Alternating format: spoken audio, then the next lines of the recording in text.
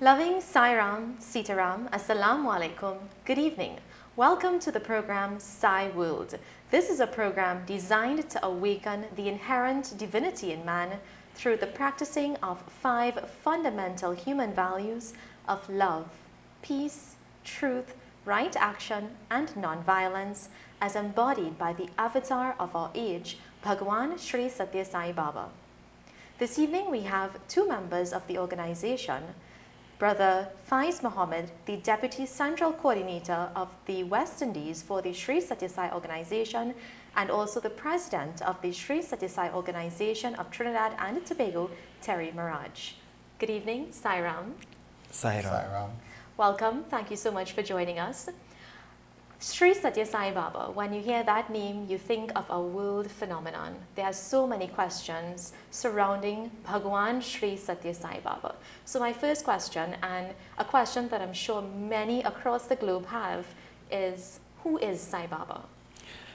Well, Satya Sai Baba is revered by millions across the globe, as you rightly said, as a great humanitarian.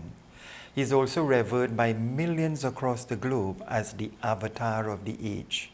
Who is an avatar? It is simply the descent of God in human form. In the Bhagavad Gita, it is stated quite clearly that whenever a dharma or evil overwhelms the world to such an extent that mankind threatens to destroy its very existence, the Supreme Consciousness embodies itself in order to re-establish righteousness on a firm footing.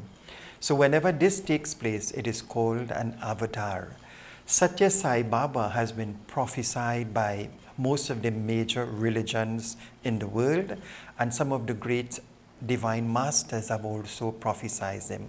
For example, Sri Aurobindo, just when he was about to give up the physical form, he saw a ball of blistering blue light descend on the face of the earth, and he said, the Krishna consciousness has once more descended on the face of the earth. Satya Sai Baba's birth also is a very miraculous one. It is said that his mother, Mata Ishwaramma, in this tiny village of Puttaparthi, went to fetch a pail of water in a nearby well. As she was doing so, she saw a fiery ball of blistering blue light coming towards her, and it enveloped her, and she fell in a swoon on the ground. Soon after that, she conceived, and Bhagwan Sri Satya Sai Baba ushered himself into this physical existence on the 23rd of November 1926 in the early hours of the morning in a tiny South Indian village called Puttaparthi. And to herald his birth, musical instruments started to play of themselves. A live cobra was found under the newborn babe, and the little one's body was covered in the sacred ash called vibhuti. At a tender age, Sai Baba manifested divine signs. He composed beautiful bhajans. He enacted plays on the holy scriptures that astounded the scholars, the Vedic scholars in the village. And in them, they saw the coming of a great master. So much so that the fame, the popularity, and the spiritual worth of Satya Sai Baba started to spread through the tiny village of Puttaparthi to neighboring towns and villages. Today, there are over 2,000 Sai Baba centers, and this is outside of India, spread over 125 countries in the world. And right here in Trinidad, we have close to 50 Satya Sai Baba centers. Well, that's a very nice account of the advent of Satya Sai Baba, how he came about into this world. But my question is, why did he come? Well, as we said from the slok in the Bhagavad Gita, he has come to re-establish righteousness on a firm footing. Because when you look around in the world today, you see in every conceivable type of violence, of crimes of the greatest heinous nature. Man himself has really robbed himself of divinity. You know, there's so much of selfishness and greed and hatred that has occupied the heart of man, to the point where, who knows, it might even threaten to destroy our very human existence. And whenever it gets to these calamitous proportions, the consciousness out of love for humanity embodies itself in order to re-establish righteousness. But in addition to that, Sister Shivani, also to awaken the divinity, to make us happy, to make us peaceful, to remind us of who we are, because Satya Sai Baba says, I am God, but you are God also. The only difference is I know that I am God, whereas you do not. So he has come to set the example for us to follow, to awaken that inherent divinity within, so that we can live up to our birthright, that we are divine. Also, Sai Baba has said too that he did not come to start no new religion. Okay? He said that he's here to revive the existing ones. And it is important that we understand that Sai Baba mission is here, it's all about love, to continue that mission with love. Right? So he's not about forming any new religion or no. In fact, he has said, continue worshiping your chosen God that you're familiar with. For along the lines, you will see her coming closer and closer to me. For all names are mine and all forms are mine. Well, Brother Terry, that's a good point that you raised, because my next question would have been that Sai Baba was born in India, right? So there is a preconceived notion that he is mostly Hindu, right? So I understand that the Sai organization encompasses all religions, right? So can you tell me more about how the Sai organization in Trinidad and Tobago especially welcomes people of all the different faiths? Okay, and that's a very good question, Sister Shivani, that as the Sai organization, we are not a religious body, but we are a spiritual body, right? Where that we believe in all gods, are one. As Sai Baba said, there's only one God and he's omnipresent. There's only one religion, the religion of love. There's only one caste, the caste of humanity. So as we will reflect that at all different occasions, we respect and honor all the different faiths, be it Christian, be it Hindu, be it Muslims. Even in our services, it is very important that we also reflect that there also, that we sing qasidas, hymns, bhajans, to show the unity of all. And it is important that we don't get carried away that yes, Sai Baba has taken birth in India, which you have to take birth at some place. But he is here, as he make it clear, he is here for humanity. He is here for mankind. His teaching is universal. So whatever he do is across the board for all faith, all religion, all people. And those of us who has visited Prashanti Nilayam, they will see that there are people from all over the world are there. Whatever country you could think about, they're there listening and following the teachings of this great master.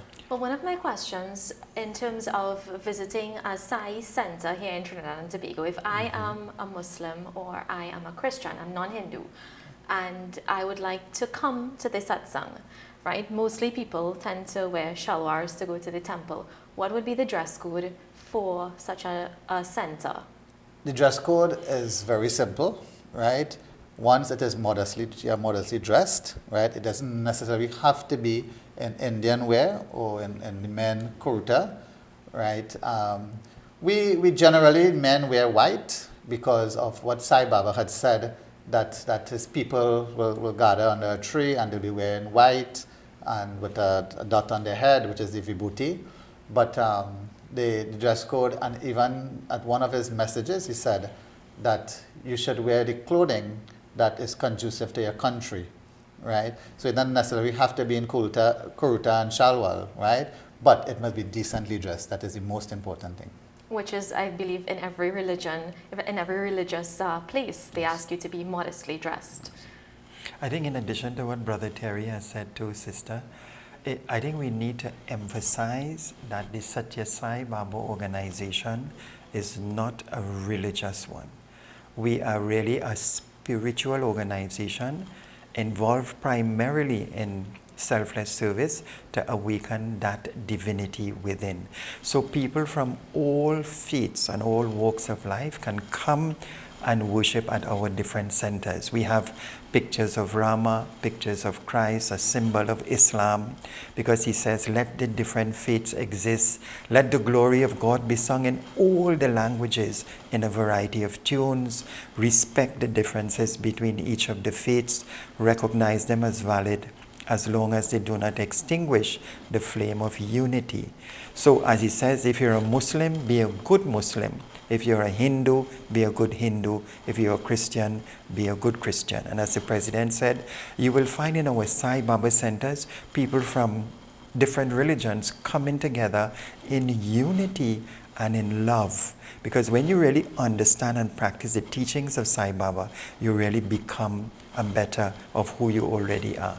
Well, speaking of the teachings of Sai Baba, love, peace, non-violence, right conduct, and truth. Can you tell me more about these teachings and how it is displayed?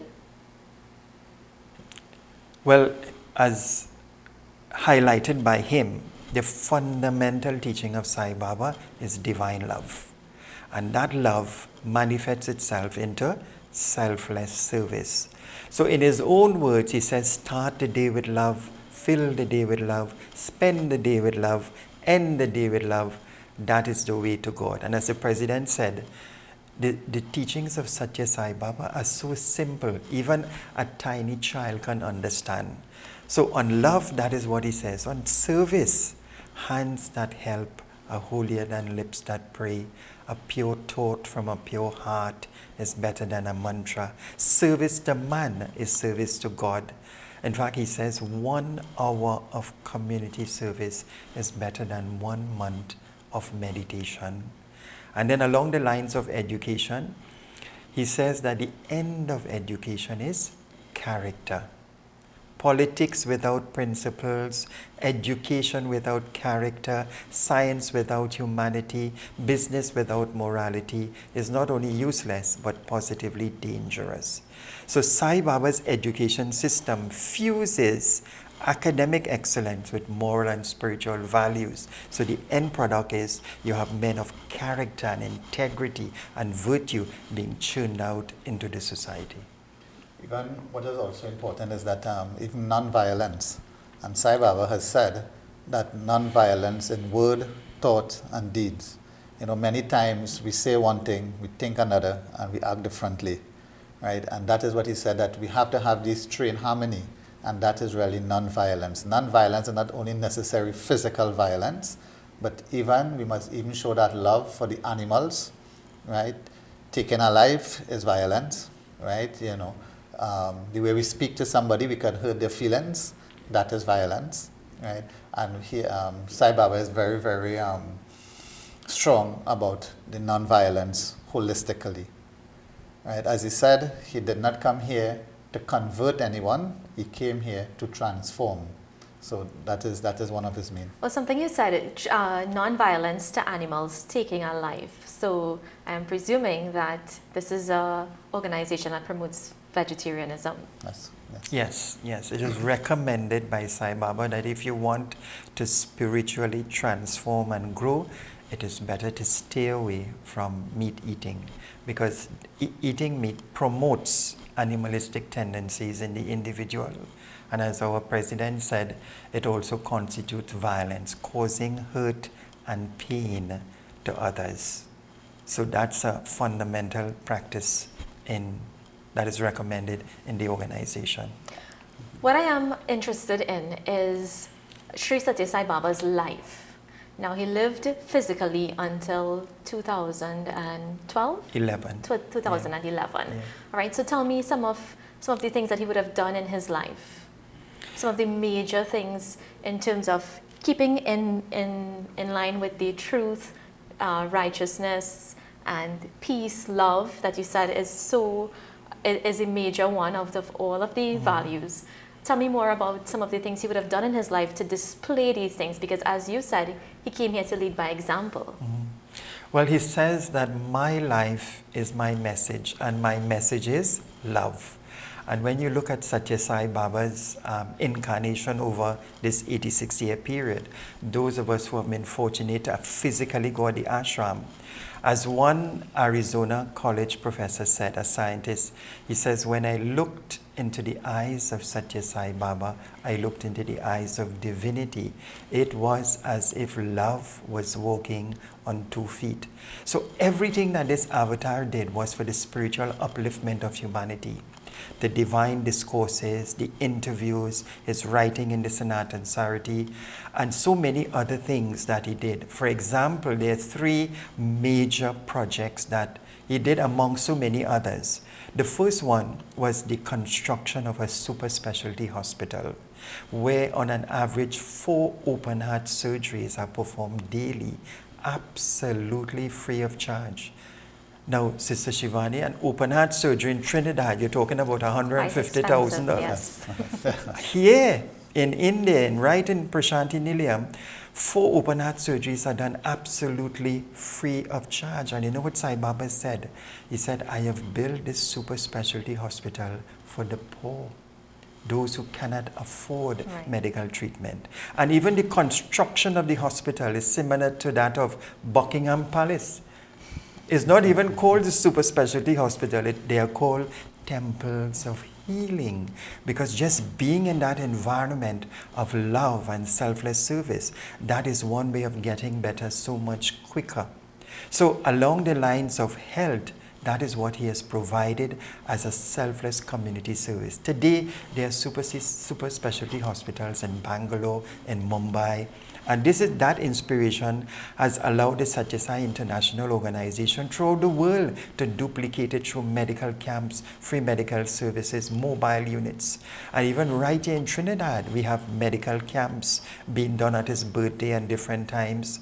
We have blood donation. And I remember distinctly the president sharing recently that we are the largest blood donor in the country. Wow. That is liquid love, you know. And then the third thing he has done is provided water for millions of people in India. People who never had pipe-borne water running through their taps. Sai Baba has undertaken a project that even the government of India shuddered to undertake. And in the state of Chennai, 8 million people were provided pipe-borne water absolutely free of charge. And then the final thing is his educational institution, where from primary school, preschool, right up to PhD, he provides education absolutely free, but an education that allows us to develop character and to awaken that divinity within. Brother Fides, all these things are really, really amazing. Brother Terry, you wanted to say something? Yes, is that, everything that Sai Baba do is a model to the world. Even the way he has constructed and carry out the school system, it is a model for the world. The hospitals, and the special thing about it is that Sai Baba have never asked for a cent from anyone. In fact, what one of his messages, that if you notice, his hands are always like this, which is always given, never like this. Well, my question, following what Brother Faiz would have shared with us in terms of all these grand hospitals and grand water projects, and forgive me, but where does funding for something like this come from? It is all totally voluntary, right? As Sai Baba even said, that once the idea is pure, man and resources will come, right? He, as I said, he has come to revive the divinity in human beings, and people for themselves will see how they can able to assist in whatever way.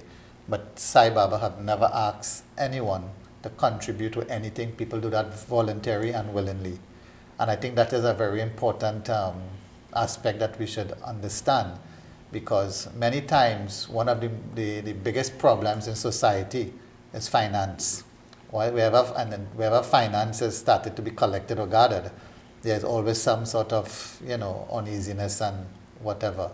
But he has run all these projects, as that massive water project where the government of India said it was impossible.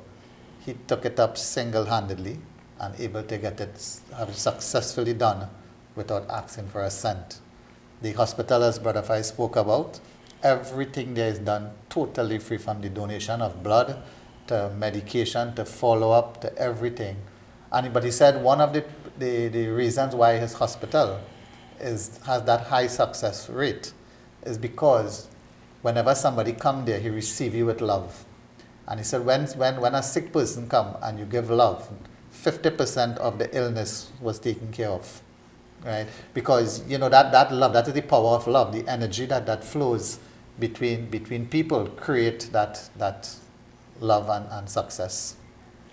I think in addition to what Brother Terry has said, we are the only organization, I feel, in the whole world, sister, that we do not solicit funds. We do not have raffles and barbecues to generate money to do service. All of the monies that come for Satya Sai service activities come from the devotees themselves.